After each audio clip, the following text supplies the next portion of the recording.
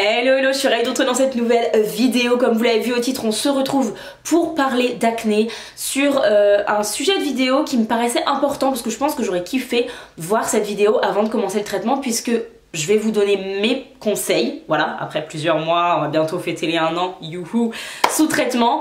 Qu'est-ce que j'aurais aimé avoir comme conseil avant justement de commencer le traitement? Comment donc bien se préparer au traitement selon moi? J'espère que ma tête n'est pas trop catastrophique, j'ai dormi 3 heures cette nuit. Voilà, vive les insomnies. Donc j'espère que ça va le faire quand même. Écoutez, c'est parti, on commence tout de suite. La première chose à faire selon moi quand on commence à se demander est-ce que je vais prendre le traitement ou pas, c'est justement de se demander pourquoi je veux prendre ce traitement. Alors vous allez me dire, bah parce que j'ai de l'acné en fait. Alors oui. Je me doute que vous n'allez pas le faire pour le bon plaisir, ce serait un petit peu bizarre. Mais vraiment vous poser la question et de vous dire est-ce que je le fais parce que ça me saoule? Est-ce que je le fais parce qu'une copine ou mon cousin m'en a parlé? Ou est-ce que je le fais parce que c'est même pas une question, c'est il faut que je le fasse en fait, parce que sinon je vais genre partir en dépression totale ou péter un câble. C'est important, pourquoi? En fait, derrière cette question, il faut surtout être sûr que vous voulez vraiment faire ce traitement. En fait, je vous l'avais dit, de toute façon vous avez vu dans les vidéos, j'avais pris la décision de prendre ce traitement. En fait, c'est même pas genre je me posais la question, c'était j'ai pris la décision de prendre ce traitement, j'en étais plus que certaine, parce que, pas parce que j'en avais marre ou quoi, parce que c'était soit ça, soit je partais en dépression et je sortais plus jamais de chez moi. Vraiment, c'était en fait une nécessité ce traitement. C'était pas juste un confort, c'était vraiment une nécessité. Posez-vous cette question-là, pourquoi? Parce que c'est un traitement qui reste quand même compliqué. Alors oui, ça dépend des gens, il y a des gens qui le vivent mieux que d'autres, voilà, ça dépend. Mais il y a quand même des fois où c'est très compliqué et il faut être sûr de soi, parce que pour moi, ça ne sert à rien de s'infliger des effets secondaires, de s'infliger des choses négatives, enfin des mauvaises substances, etc. à son corps, parce qu'on se rappelle que c'est pas un traitement non plus hyper génialissime pour le corps. Est-ce que ça vaut la peine de s'infliger tout ça si c'est pour qu'au bout de 2 mois on se dise oh c'est bon, basta? Je pense que voilà, faut vraiment être sûr de soi quand on commence ce traitement, et à partir du moment où c'est plus une question de confort mais une question de nécessité, je pense que là vous pouvez commencer le traitement. Ce n'est encore une fois bien sûr dans cette vidéo, et pour ça, que mon avis évidemment. Bon, vous vous êtes posé la question, vous êtes décidé, vous êtes de toute façon quoi qu'il en coûte je ferai ce traitement, parce que clairement pour moi c'est plus une question de confort, c'est une nécessité en fait. Ce que je vous conseille de faire, et à mon avis chose que vous avez sûrement déjà faite avant même de vous poser la question, c'est évidemment de vous renseigner sur les effets secondaires. Je vous le dis à chaque vidéo concernant l'acné, vous êtes acteur de votre santé. Faut pas vous dire juste écoutez les oui-dire, écoutez votre médecin entre guillemets, même si c'est très important d'écouter son médecin bien sûr, et de vous dire ah bon bah vas-y on verra quoi. Non, pour moi il faut vraiment se renseigner sur les effets secondaires, il faut regarder des vidéos YouTube du style des miennes, il y en a plein sur YouTube, il y a plein d'expériences sur Roaccutane, etc. Regardez des vidéos, renseignez-vous, s'il y en a dans votre entourage qui l'ont fait, posez-leur des questions, mais soyez bien sûr, soyez prêts en fait à toute éventualité, surtout au niveau des effets secondaires, pour justement être bien sûr de vous et vous dire ok, moi personnellement j'en étais arrivée à un stade où on m'aurait dit, enfin quasiment peu importe les effets secondaires, je pense que j'aurais toléré beaucoup de choses pour me débarrasser de l'acné. Voilà, donc à vous de voir, mais voilà, renseignez-vous bien sur les effets secondaires, tous, quels qu'ils soient, du plus minime au plus important. N'hésitez pas, voilà, renseignez-vous, mais après, pour moi, à partir du moment où la décision est prise, généralement, souvent on s'est renseigné x 10 000, on a checké toutes les vidéos de tout YouTube sur le sujet. Moi c'est ce que j'avais fait, je sais que la plupart d'entre vous me disent la même, genre je regarde absolument toutes les vidéos sur l'acné, j'ai regardé je pense toutes les vidéos YouTube possibles et inimaginables sur le sujet. Quand on est vraiment très mal avec ça, généralement c'est la première chose qu'on fait, et c'est très bien d'ailleurs parce que ça permet de voir vraiment les retours d'expérience. Je trouve ça hyper important pour ce genre de traitement qui peut avoir des effets secondaires de un compliqués mais en plus divers et variés, hein, pour varier les plaisirs bien sûr. Donc voilà, c'est pas mal d'avoir accès à ce genre de vidéos, donc n'hésitez pas à regarder vraiment pas mal de vidéos sur l'acné, pas mal de vidéos sur le traitement hein, également. Et voilà, pour être bien sûr de vous. Vous êtes décidé, vous allez prendre ce traitement. Maintenant, il y a d'autres choses à faire très importantes. Je vous passe les détails de prendre rendez-vous avec le dermato, etc. etc.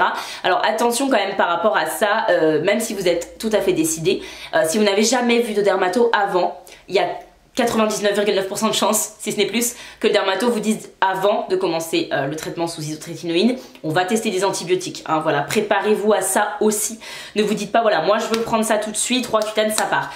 Pensez quand même au fait que voilà, le dermato va forcément vouloir tester autre chose avant d'en arriver là, c'est normal, donc pensez à ça également lors de votre processus de traitement. Dites-vous bien que vous n'allez pas forcément, et je pense quasiment dans aucun cas, passer tout de suite à Roaccutane. Vous allez d'abord passer par justement des des tests entre guillemets d'antibiotiques pour voir si ça ne suffit pas. Voilà, pensez-y, mais en tout cas essayez de trouver un dermato avec qui vous avez un bon feeling. Alors franchement c'est tellement plus facile à dire qu'à faire parce qu'honnêtement avec le désert médical, enfin moi je suis dans une grande ville, j'habite à côté de Bordeaux et genre, mais vraiment j'ai trouvé quasiment zéro dermato, j'ai la chance déjà de pouvoir avoir celle que j'ai là. Donc je sais pas où vous êtes situé en France ou ailleurs peut-être d'ailleurs. Si vous n'avez pas de désert médical, écoutez, tant mieux, renseignez-vous, trouvez le meilleur dermato. Mais c'est d'autant plus important du coup d'être hyper acteur de sa santé pour que le médecin soit presque entre guillemets qu'un outil, c'est un peu horrible de dire ça. Je vous dis pas qu'il faut prendre vous-même toutes les décisions, il faut écouter bien sûr les médecins. Attention, c'est pas du tout ce que je dis juste de pas prendre pour argent comptant ce qu'un médecin vous dit. Ce que vous pouvez faire si vous avez l'occasion, c'est de prendre plusieurs avis, ça peut être vraiment pas mal. Avant même, je pense, de vous faire prescrire le traitement, je pense que c'est important d'en parler à vos proches, surtout si vous ne vivez pas seul. D'ailleurs c'est mieux de pas vivre seul je pense pendant ce traitement là, après ça va dépendre des gens mais pour les effets psychologiques clairement c'est pas mal. Sachez que il faut quand même je pense prévenir vos proches des différents effets secondaires qui peuvent arriver. Voilà, pourquoi? Tout simplement parce que on en revient au fait que c'est que des boutons et le risque c'est qu'on vous dise oh là là là, hey, stop, c'est bon, monsieur madame chouinette ou monsieur madame j'ai mal ou monsieur madame nanana. Enfin voilà, je pense qu'il faut vachement prévenir en fait les gens de votre entourage pour tout simplement qu'ils aient les notions. Typiquement moi l'été dernier et cet été je croise le doigt pour que non mais probablement oui, mes potes m'ont pas dit grosse rando sous le soleil, tu vois, ils savent que je peux pas. Vous voyez, c'est des petits trucs tout bêtes comme ça, mais prévenir vos proches des différents effets secondaires possibles. Bon, en premier lieu bien sûr les possibles effets sur l'humeur, on est bien d'accord parce qu'évidemment ça va jouer. Si vous vous mettez à chialer ou à péter un plomb contre votre soeur ou votre frère d'un coup, bon voilà, faut bien expliquer pourquoi. Moi personnellement j'ai même prévenu mon employeur. Voilà, bon au final voilà, mais en tout cas j'ai prévenu mon employeur à ce sujet, ce que je peux vous dire, et puis mon entourage bien sûr était au courant des effets secondaires par rapport au soleil, voilà, que j'avais pas le droit de m'exposer, par rapport bien sûr à l'humeur, même si ça a duré que le premier mois donc c'était assez rapide. Enfin voilà, en tout cas prévenir votre entourage des différents effets secondaires importants, tout simplement pour qu'ils puissent vous soutenir, et puis surtout ne pas prendre à cœur peut-être certaines choses si vous êtes très fatigué ou si vous avez des douleurs musculaires, ça peut arriver aussi. Voilà, prévenir votre entourage des différents effets secondaires possibles, juste pour vous faciliter la vie et pour rassurer et prévenir et faciliter du coup la vie aussi de votre entourage. Je pense que c'est hyper important. Vous allez me dire ok mais meuf moi je vais attendre de voir quels effets secondaires je vais avoir, j'en parlerai après. Alors ça c'est évidemment un choix de chacun.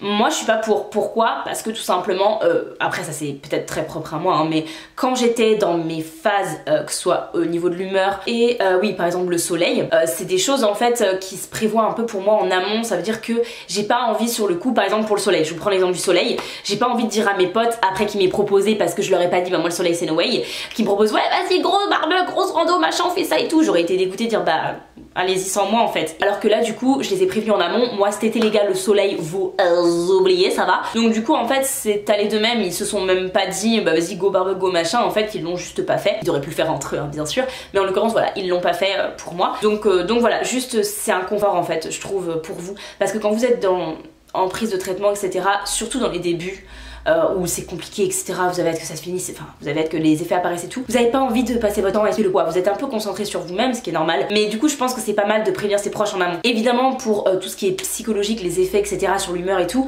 bah voilà je pense que c'est clair, forcément si vous envoyez chier encore une fois votre frère ou votre soeur, si vous lui avez expliqué avant que c'est une possibilité qui pourra potentiellement arriver parce que ça joue également sur l'humeur, ça peut en tout cas jouer également sur l'humeur, c'est pas une excuse pour envoyer chier tout le monde sous le traitement, ne me faites pas dire ce que je n'ai pas dit mes petits amis. Pareil si vous avez un petit peu un effet de déprime à un moment, par exemple vous vivez chez vos parents ou même vos proches etc, ils peuvent s'inquiéter et se dire oh là là là là qu'est-ce qui se passe, enfin pourquoi est-ce que d'un coup il est déprimé, en plus si vous êtes ado etc, ils savent que ça peut arriver et du coup ils peuvent surveiller. Quand je dis ça, ça veut dire que voir si ça va pas trop loin et surtout se dire bon on va voir si ça passe, voilà, pas tout de suite s'alarmer etc. Prévenir les proches je pense en amont, ça peut vous permettre vous d'être plus tranquille et encore une fois eux aussi. Toujours sur la même vibes, je pense que c'est hyper important de préparer son environnement. Qu'est-ce que j'entends par là? Pour moi l'acné c'est une maladie plurifactorielle, ça veut dire qu'il y a plusieurs causes à cette maladie dans la plupart des cas, et l'une pour moi des causes de cette maladie, j'en suis quasiment certaine, c'est le stress, l'anxiété, l'angoisse etc.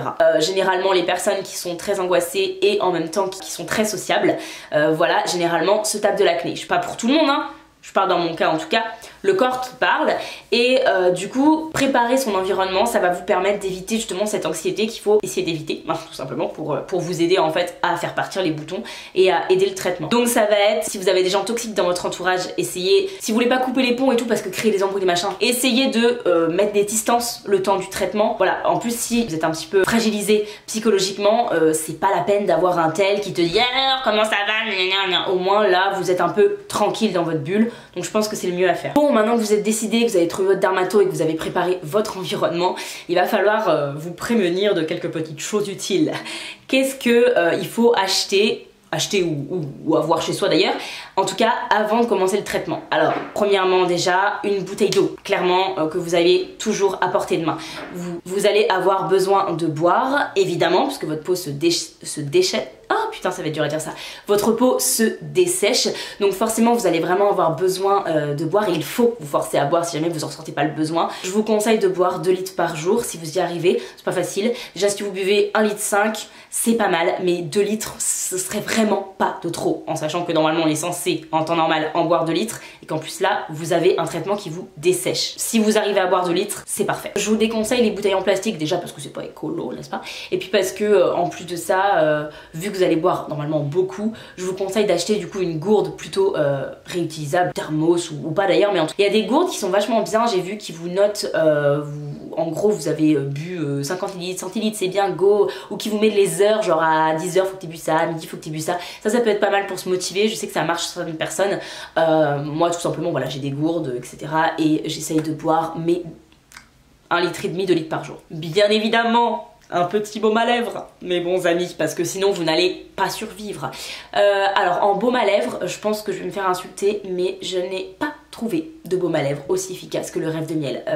Voilà, je dis que je vais me faire insulter parce que Nuxe apparemment n'est pas totalement clean au niveau cruelty free, et oui mais le problème c'est que je trouve pas autre chose. Vraiment je vous assure que j'ai testé plusieurs choses, je ne trouve rien, et j'avoue que à chaque fois que quand on me demande ce que j'utilise, je vais pas mentir hein, je dis bah c'est le Rêve de Miel, même si c'est pas hyper voilà, et en gros à chaque fois les gens qui l'essayent me disent ah mais grave, enfin il est vraiment trop bien, il m'a sauvé mes lèvres et tout. J'avoue que pendant le traitement je continue à chercher, mais voilà, tant que j'ai pas trouvé je le rachète parce que sinon clairement je n'ai plus de lèvres en fait, et j'ai surtout les commissures qui se défoncent. Sinon un qui est pas mal si vous avez peut-être moins de soucis de sécheresse que moi au niveau des lèvres, c'est le Lanolips qui est vraiment pas mal aussi, mais voilà, encore une fois pour moi il est pas aussi efficace. Pour les lèvres, je reviens sur les lèvres, il y a pas mal de gens qui conseillent la vaseline, notamment mon dermato etc, et je sais qu'il y a beaucoup de personnes, les dermatos etc conseillent la vaseline. Alors je sais pas vous, moi ça ne marche pas du tout la vaseline, hein. C'est clairement ça marche pas. Ça m'est arrivé de la mettre en couche épaisse parce que j'avais pas de baume à lèvres et genre il fallait que voilà je protège. Ça a limité les dégâts, mais en aucun cas ça ne vaut le Rêve de Miel hein, malheureusement. La vaseline, moi je l'utilise quasiment pas en fait. Si je pourrais l'utiliser là pour la mettre sur ma plaque de sécheresse quoi, mais voilà. Bon. Évidemment n'oubliez pas une crème pour le corps, je n'ai pas mis de crème hier, j'ai à l'instant où je vous parle une plaque de sécheresse sur la cuisse, je pèle. Littéralement, juste parce que j'ai pas mis de crème hier. Ça dépend encore une fois des gens, mais je vous conseille réellement de trouver une crème pour le corps. Évidemment crème visage, bien sûr. Crème visage, c'est pareil, j'ai pas encore trouvé la perle rare. Moi celle que j'utilisais beaucoup mais qui n'est pas cruelty free, c'est la Aven. C'est celle que j'ai préférée pendant mon traitement. Celle que j'utilise en ce moment c'est la Beauty Bay qui est très particulière, donc je pense qu'elle ne conviendra pas à tout le monde parce que c'est un baume. Donc il est assez visqueux, il pénètre pas facilement dans la peau, faut être clair.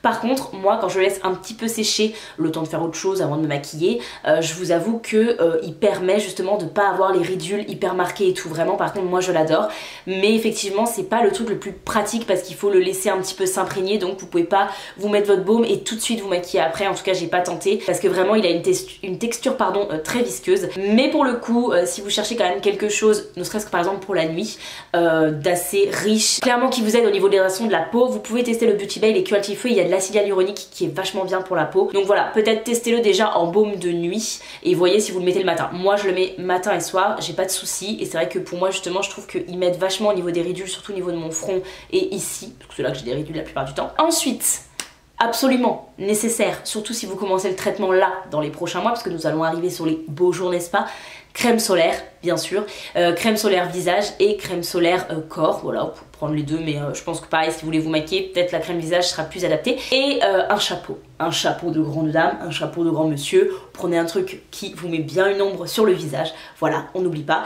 Si vous êtes photosensible au niveau des yeux, ce qui va probablement arriver, en tout cas moi je sais que je le suis, lunettes de soleil bien sûr, mais enfin ça généralement là dans les placards. Si vous avez envie de faire des retouches entre guillemets crème solaire, moi je le faisais beaucoup, vous pouvez acheter une brume.